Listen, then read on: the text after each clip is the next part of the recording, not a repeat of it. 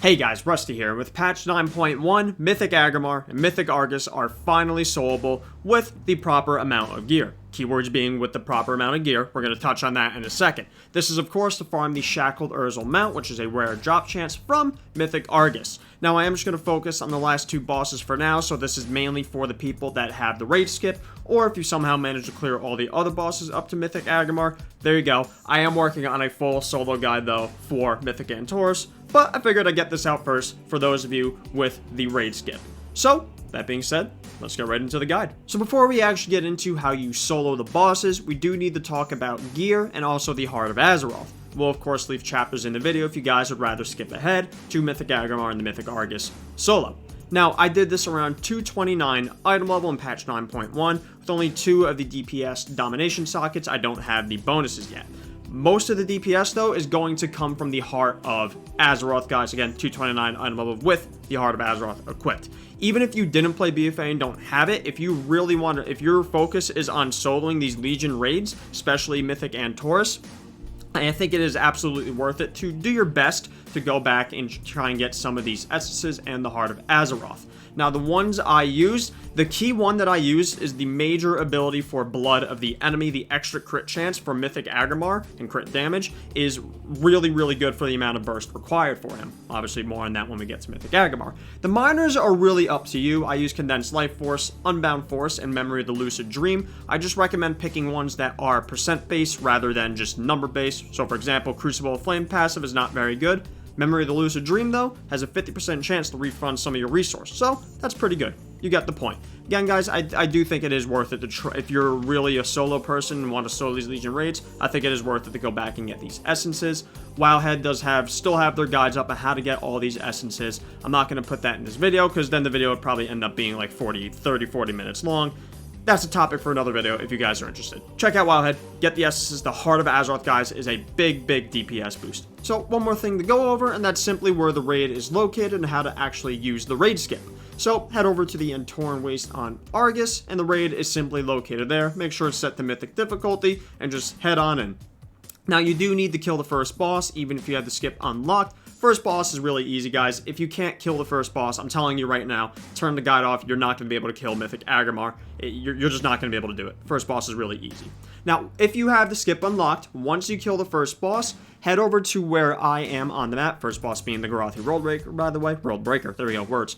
Just head over to where I am on the map, and you're just going to click on the little teleporter and head over to the Burning Throne, and you see straight ahead there's 4 mobs, and a closed door. Just kill those 4 mobs, the door will open, and straight ahead you'll see Mythic Aggramar. Just head all the way through to Mythic Aggramar if you have the raid skip unlocked. By the way, raid skip is a quest in the raid after you kill the first boss to kill Mythic Aggramar 4 times, and then you'll be able to skip to him. If you want, you can have some friends help you with that if you're still struggling to solo that to unlock it for future raids. So, let's actually get into how you solo the boss. So, Mythic Aggramar is one of, if not the hardest boss to solo in Mythic and Taurus. I mean, guys, this boss will powerbomb you with his schlong. He is not an easy boss to kill.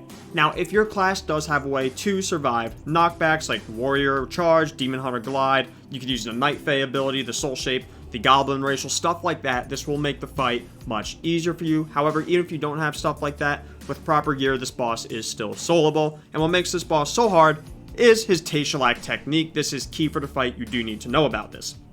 He will cast this when the boss reaches 100 energy, and he'll do a combination of 3 abilities. He'll do 2 Foe Breakers, which is a giant burst of damage. The second one will do 500% more damage to you, essentially almost one-shotting you.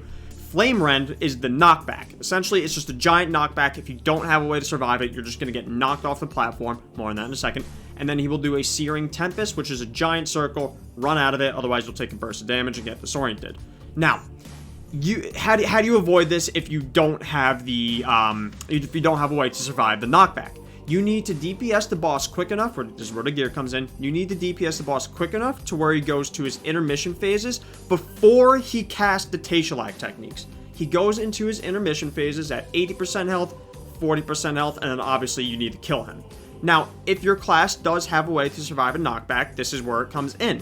The Flame Rend with the knockback, make sure you survive that, and if you push the boss to his health pool, so like 80% for example, and then 40, he will sometimes interrupt his Tailselect technique. I've done plenty of pulls on this, guys. From what I could tell, it is completely random if he decides to interrupt it or not and walk to the center. You just kind of have to hope for the best. But again, guys, even if you have a way to survive the knockbacks, you really want to push before the Tailselect technique, as the way it works on Mythic is that every time he does an empowered Flame Rend, he will increase his damage done by 250% of all his abilities, including his melee swings. So the damage is going to ramp up and up and up until the foe breakers, even the first one, will probably just one-shot you, and the boss's melee swings, if you don't have sufficient self-heals, will just delete you from existence. I mean, like, the Argus isn't going to unmake the world. The Aggramar is just going to unmake you. His melee swings will start hitting so hard. So you really want to try and DPS him again to 80%, 40%, and then dead before he does the Tailselect technique. Now, let's talk about the intermission phases real quick and how you could actually optimize your DPS. So let's actually start on pull. So first things first, when you pull the boss, pull him to the edge away from the center. The reason for that is that when you actually DPS him down to, say, 80%, or when you push him into the intermission phases, he has to walk over to the center, and while he's doing that, you can actually still DPS him while he's walking over there and get some extra DPS for the next phase before he goes immune. Now, definitely recommend splitting up your DPS cooldowns. For example, for me, on pull, I only use my Covenant ability and the Blood of the Enemy from the Heart of Azeroth to get him to 80%. For the second phase, I use my Metamorphosis ability, and then of course, my Blood of the Enemy and Hunt again. We'll touch more on that in a second. And then finally, for the last phase, I use my drums, again, Hunt, Covenant ability, and Blood of the Enemy. I use drums for lust. Definitely recommend using those if your class does not have a bloodlust available to you. Use your potion. Make sure you have as many consumables as possible active, right? Your oil, sharpening stones. What else is there? There's food buffs, flasks. Use whatever you can. This boss does require high DPS. So let's just touch on the intermission phases real quick, how they work, and how you could actually use them to your advantage to get more DPS on Aggramar. So once you push him to 80% HP and then 40% HP, he'll go immune, he'll walk to the center, and he will go immune to damage. Now he's going to spawn two types of ads. He'll spawn the two big ads, and he'll spawn a bunch of the little ember ads. The little ember ads will just slowly walk towards the boss, and when they reach him, they'll explode, putting a pretty, actually, not a super heavy hitting dot, but a pretty decent sized dot on you. Just make sure you use some type of defensive cooldown, and make sure you have some type of self-healing. Leech, again, is very good for Legion raids, to heal yourself up. Now, the two big ads, when they're next to each other, they'll become empowered. What I recommend you guys doing, just kill one off immediately. This phase ends in two ways, when you either kill both of the two big flame ads, or after about 1 minute into the phase. You can use this time to try and wait for some of your DPS cooldowns to come back up. So for example, on pull, I use my Blood of the Enemy and my Covenant ability, which are both a 1.5 minute cooldown.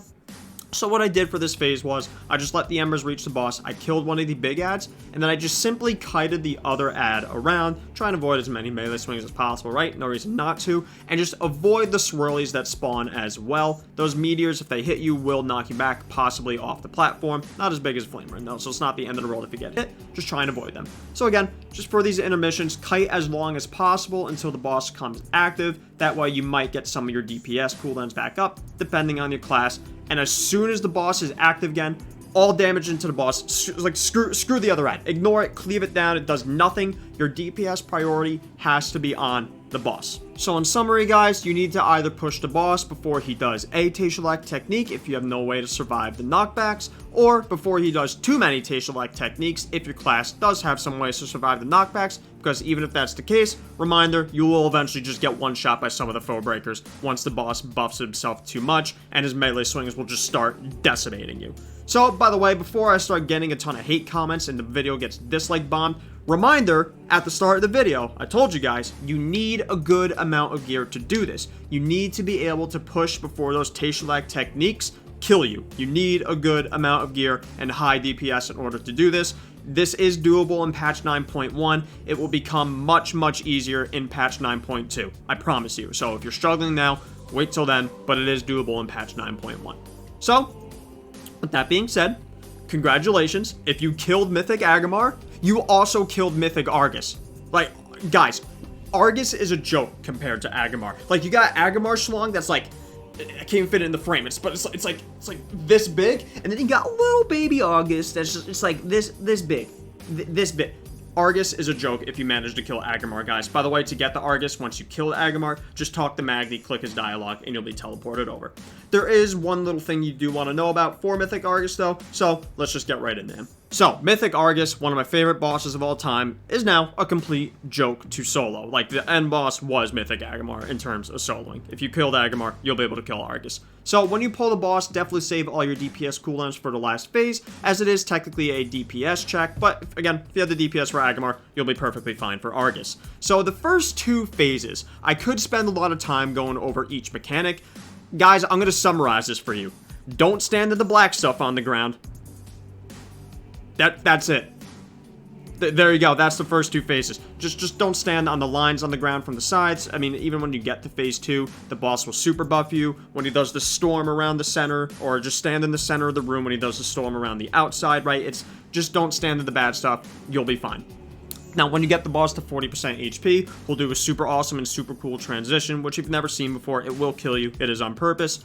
And once Aggramar, once A&R is done growing a bush out of her bush, just simply hit your release button, run into the tree, and you'll be resurrected. If you hit the little Shyads, it's fine. You'll just be slowed, and you just get knocked in the air. Not a big deal. Now, once you're alive again, the boss will be casting End of All Things. You're going to want to wait until the very last second to interrupt that, as it's basically just free DPS. Make sure you do interrupt it, though. The boss will one-shot you if he finishes that cast.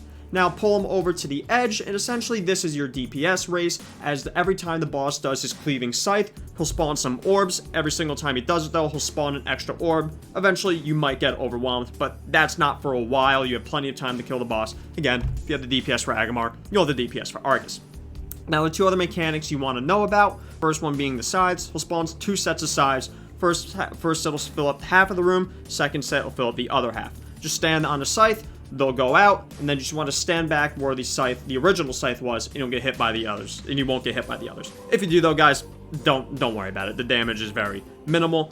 I do recommend you killing the ads that spawn, the little orbs, as they will just put a pool on the ground. They will eventually fill up the whole room. If you don't kill them, it's just extra damage that's unnecessary, so I do recommend you kill the ads off. And then other than that, guys, really just kill the boss, and you'll be perfectly fine. There's really no dangerous part in this fight, assuming you killed Mythic Aggramar and you have the DPS before he kills you. And congratulations, you probably didn't get the mount. I didn't. Made me want to cry. I mean, like, guys, the Shackled Ur'zul is such a cool mount, man. I might actually farm this every single week, even though it's still kind of a difficult boss to farm, that being Aggramar, not Argus. But that's pretty much it, though, guys. If you have any questions at all, feel free to leave a comment down below. I do hope the guide helped you a little bit. Reminder, you do need a lot of gear for Aggramar. Please, please, please, don't try and do this if you're very undergeared and your stats aren't well optimized. Get the Heart of Azeroth if you're farming Legion raids. It's a big help, and eventually BFA raids, right? Get it? It's a big DPS boost with the essences. Check on Wildhead for that. Feel free to leave a comment down below if you have any questions. Like the video if it helped you out. Sub to the channel if you like the content. And as always, Halo 3 is the best Halo, and that's a fact. I can't change it. Guys, I can't change it. It's just, it is what it is. Alright, until next time, guys. Bye-bye.